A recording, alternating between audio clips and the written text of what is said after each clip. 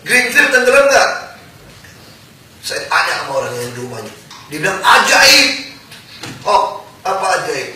Rumah saya biasa kalau hujan langsung tergenang, sekarang nggak ada air depan rumah saya. Saya bangun pagi pun saya pikir, wah ini pasti banjir. Nggak ada air.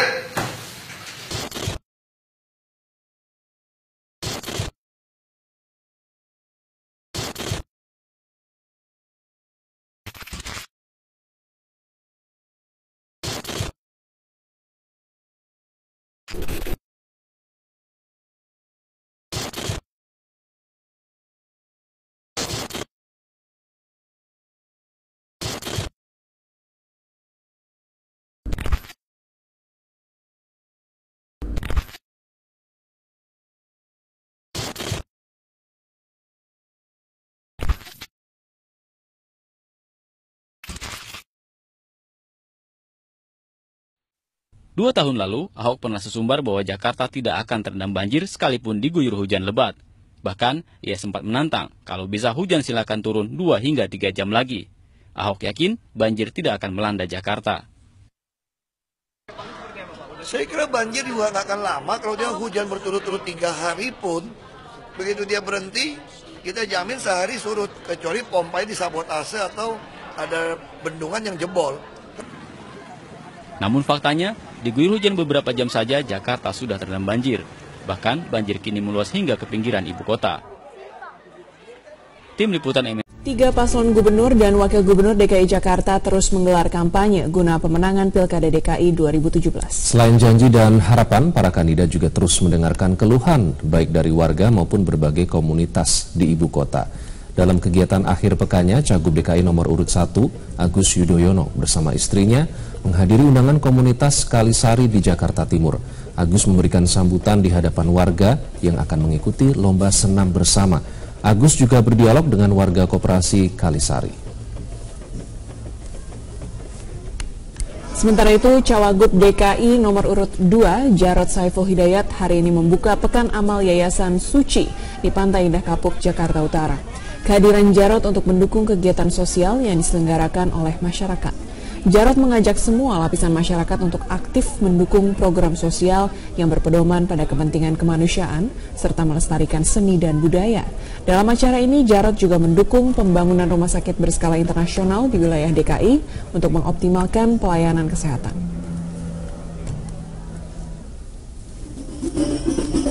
Calon Wakil Gubernur nomor urut 3, Sandiaga Uno, hari ini berkampanye ke kawasan Kampung Rambutan, Jakarta Timur. Selain berkampanye, relawan Anies Sandi juga menyediakan pelayanan kesehatan. Pelayanan kesehatan yang disediakan berupa cek gula darah, asam urat, dan kolesterol. Relawan juga menyediakan obat secara gratis. Dan seperti biasa, Sandi juga berdiskusi mengenai kendala yang dihadapi oleh warga Jakarta. Sandi berjanji nantinya akan mencari solusi dari permasalahan warga.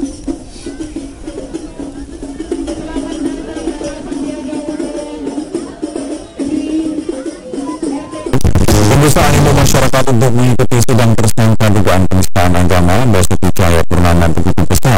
Oleh sebab itu, hari ini Komisi Penyiaran Indonesia bersama dengan Ormas Islam, Komisi Yudisial, dan Pengadilan Jakarta Utara menggelar pertemuan membahas teknis peliputan sidang Ahok. Dalam pertemuan tersebut hadir pula perwakilan dari setiap media televisi untuk membahas bagaimana penyiaran sidang Ahok. Pertemuan ini bermaksud mencari jalan keluar di tengah kontroversi sidang Ahok. Apakah bisa disiarkan secara langsung atau tidak? Menurut Ketua KPI, Yuliandre Darwis, jika sidang Ahok berlangsung terbuka, maka bisa berdampak pada kesaksian ahli yang dihadirkan. Mereka bisa terintimidasi karena dianggap berbeda pendapat dengan kelompok lain. Dengan kata lain, jika sidang Ahok berlangsung terbuka, dikhawatirkan bisa memecah belah bangsa. Untuk itu, pertemuan antar lembaga ini mencari jalan tengah sidang Ahok. Sidang Ahok bisa terbuka, disiarkan secara langsung, manakala telah memasuki sidang vonis. Berarti sudah ada kesepakatan soal sidang Ahok. Keputusan akhir apakah sidang Ahok bisa terbuka atau tertutup bergantung pada kewenangan Ketua Majelis Hakim yang menyidangkan Ahok. Dalam sebuah proses pengadilan, level atau tidaknya ditentukan oleh siapa? Tadi jelas sekali Pengadilan Negeri Jakarta Utara dan termasuk Komisi Yudisial dan pakar hukum menyatakan bahwa yang berhak menentukan hasil adalah sesuai dengan pasal 217 Konstitusi itu menyatakan bahwa ya harus izin dari majelis hakim. Nah, kita tunggu apakah majelis hakim pada hari Selasa itu mengizinkan ini menjadi siaran langsung atau tidak. Itu sih menjadi entry point dari konsensus bersama pada hari ini. Sementara itu hal serupa juga diungkapkan Dewan Pers. Mereka juga mengingatkan bahaya perpecahan bangsa jika sidang kasus dugaan penistaan agama yang menjerat Basuki Cahayapurnama disiarkan secara langsung oleh media televisi. Yang nanti akan menyatakan terbuka atau barangkali terbuka terbatas, maka pertimbangan teman-teman tentang media televisi karena ini punya dampak langsung adalah harus melihat kembali untung dan rugi terkait dengan nanti ketika saksi-saksi sedang diperiksa atau ahli-ahli diminta keterangannya di pengadilan, karena itu akan memecah bangsa dan bukan tidak mungkin setiap saksi dan ahli yang hadir akan dibully oleh pihak yang tidak terbuka. Itu suatu azas dalam masyarakat yang demokratis ya, tetapi dalam keterbukaan itu baru keterbukaan bermanfaat kalau ada ketertiban. Karena itu keterbukaan ada batasnya, seperti katakan Pak Stanley tadi. Sementara itu tersangka kasus dugaan penistaan agama Basuki Cahayapurnama atau Ahok mengakui kasusnya sudah menimbulkan perpecahan di masyarakat. Oleh karena itu dirinya meminta agar persidangan digelar terbuka layaknya persidangan Jessica Kumala Wongso. Dirinya meminta sidang digelar terbuka layaknya kasus ini agar masyarakat dapat menilai apakah dirinya memenuhi unsur penistaan agama atau tidak. Dalam sambutannya di sela-sela kampanyenya di rumah Lembang, Ahok menilai perlunya persidangan yang terbuka untuk memberikan kesadaran pada masyarakat apakah dirinya memang terbukti memenuhi unsur penistaan atau tidak. Dia mengakui keadaannya saat ini tidak lepas dari peran media sosial. Berbagai macam informasi yang tersebar di media sosial dan tidak adanya cross-check atas informasi ini membuat dirinya seolah-olah menghina agama sehingga menimbulkan perpecahan di masyarakat. Karena itu, Selasa adalah kesempatan saya menyampaikan di hadapan hakim bahwa saya tidak pernah mengira atau memaksudkan kalau saya dulu kalau Basuki di Sumawa kalau mengaku jangan mengajukan di ketua yang saya juga harus kesatuan ada unsur sama kalau tidak ada unsur yang memang hakim bahwa hati-hati kalau saya mau biasa mengatakannya masa saya disandra kalau berat kita seperti itu dipanggil-panggili nanti kalau dinyatakan terdakwa saya dinyatakan teraktif lagi saya mau tahu jangan melakukan apa.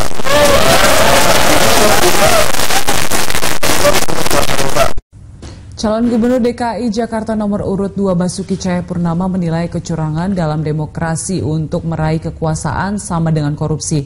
Sebab ujung tombak demokrasi adalah kedaulatan rakyat. Dalam pernyataannya menyambut Hari Anti Korupsi Nasional, Ahok mengatakan kunci mencegah korupsi yaitu lewat keterbukaan termasuk saat kampanye. Untuk menyelesaikan masalah korupsi, langkah utama yang perlu ditempuh lewat transparansi.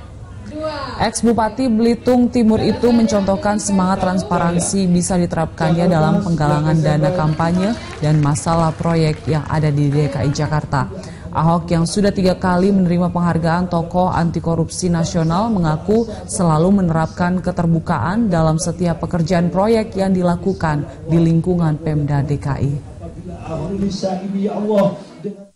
Korupsi bisa kita hapus dengan transparansi. Transparansi bisa jalan kalau ada azas keadilan. Ini penting. Jadi kalau yang malas, ya mohon maaf harus kita berhentikan. Yang rajin. Kejaksaan Agung telah menyiapkan 13 jasa penuntut umum dalam menangani sidang Ahok dan berikut ke-13 nama JPU itu.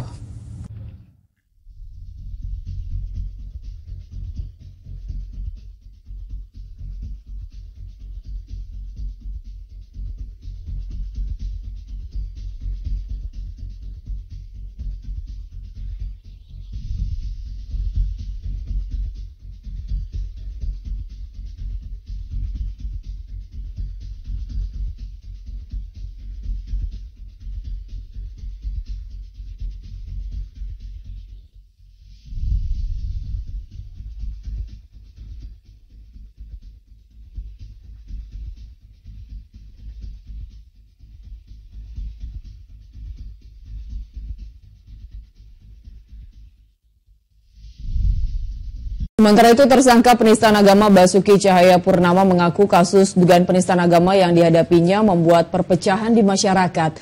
Oleh sebab itu, Ahok pun meminta persidangan dirinya digelar terbuka layaknya kasus Jessica, agar semua masyarakat diharapkan dapat menilainya sendiri apakah dirinya memenuhi unsur penistaan agama atau tidak.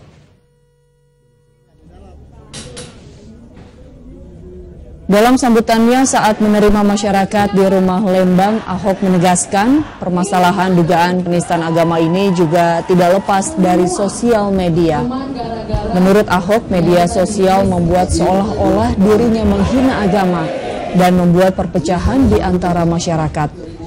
Ahok pun berharap persidangan dirinya yang akan digelar Selasa pekan depan dapat disiarkan secara langsung layaknya persidangan Jessica Kumala Wongso, terdakwa kasus pembunuhan Mirna Salihin, dengan harapan semua masyarakat dapat melihat fakta-fakta persidangan. Jadi Bapak Ibu coba kalau nggak percaya ya, yang terjadi di Jakarta saat ini, Bapak Ibu kalau punya WA group, punya Facebook atau grup apapun, pecah nggak sekarang? Pecah. Jadi saya buat kalian berantem semua nih, gara-gara Ahok. Jadi buku ini benar juga, semua melawan Ahok. Ini yang semua yang lawan yang apa? Saya selalu pengalaman saya berpolitik, orang yang rezekinya kita ambil, yang marah, yang selama ini enak. Atau yang kedua, ini masalah dipengaruhi oleh sosmed seolah-olah saya menghina agama yang bersangkutan. Makanya saya sedang doa Bapak Ibu, Selasa adalah kesempatan saya menyampaikan di hadapan hakim bahwa saya tidak ada niat, tidak pernah menghina atau menafsirkan